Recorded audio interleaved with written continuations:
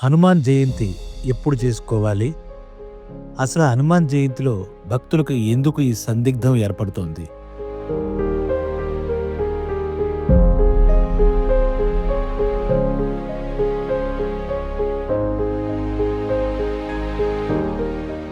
హనుమాన్ విజయోత్సవ దినం అంటే ఏమిటి? అది ఎప్పుడు చేసుకోవాలి? దానికి ఇప్పుడు వివరిద్దాం. హనుమంతుని జన్మతిథి చైత్ర మాసంలోనా, వైశాఖ మాసంలోనా, ఎప్పుడు చేసుకోవాలనే అనుమానం ప్రతి సంవత్సరం చాలామంది భక్తుల్లో కలుగుతుంది. అలాంటి వారి కోసమే ఈ కథనం వింటే మీ సందేహం నివృత్తి అవ్వచ్చు.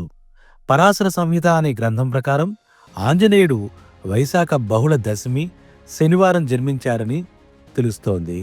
అదే రోజు హనుమంతుని జన్మతిథి చేసుకోవాలని పెద్దలు చెబుతూ ఉంటారు. అయితే కొన్ని ఇతిహాసాల ప్రకారం చైత్ర పౌర్ణమి నాడు నికుంభుడు తదితర రాక్షసులను సంహరించి హనుమంతుడు విజయం సాధించినట్లుగా కనిపిస్తుంది. ఆ కారణంగా ఆ రోజు అంటే చైత్ర పౌర్ణమి నాడు హనుమద్ విజయోత్సవం చేసుకునే సాంప్రదాయం చాలా చోట్ల ఉంది. దీనిని ఉత్తరాదిలో హనుమంతుని జన్మతిథిగా చేసుకుంటూ ఉంటారు అని కూడా పండితులు చెప్తున్నారు. అలాగే చైత్ర పౌర్ణమి నాడు హనుమంతుని విజయోత్సవం దక్షిణాదిలో ముఖ్యంగా తెలంగాణ ప్రాంతంలో చాలా ఘనంగా జరుపుకుంటారు. ఆంజనేయ స్వామి వారి నిలువెత్తి విగ్రహం దగ్గరగా 60 అడుగుల విగ్రహాన్ని శోభాయాత్రగా ఊరేగిస్తారు. చైత్ర పూర్ణిమ హనుమత్ విజయోత్సవం నుండి 41 రోజుల పాటు ఆంజనేయుడు దీక్ష భక్తులు చేపడతారు. ఈ దీక్ష చివరి రోజున హనుమంతుని జన్మతిథిగా జరుపుకుంటారు. ఈ 41 రోజులు అంటే మండల కాలం తెలుగు ప్రజలు ఆంజనేయ స్వామికి ఉత్సవాలను జరుపుతారు. వైశాఖ బహుళ దశమి నాడు దీక్షా విరమణ చేసి వైభవంగా హనుమంతుడికి పూజలు నిర్వహిస్తారు.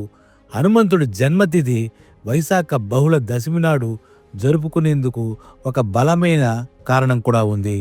కలౌ పరాశర స్మృతి అని శాస్త్రాలు చెబుతున్నాయి. వైశాఖే మాసి కృష్ణాయాం దశమ్యాం మందవాసరే పూర్వభాద్ర ప్రభూతాయ మంగళం శ్రీ హనుమతే అని చెప్పబడింది.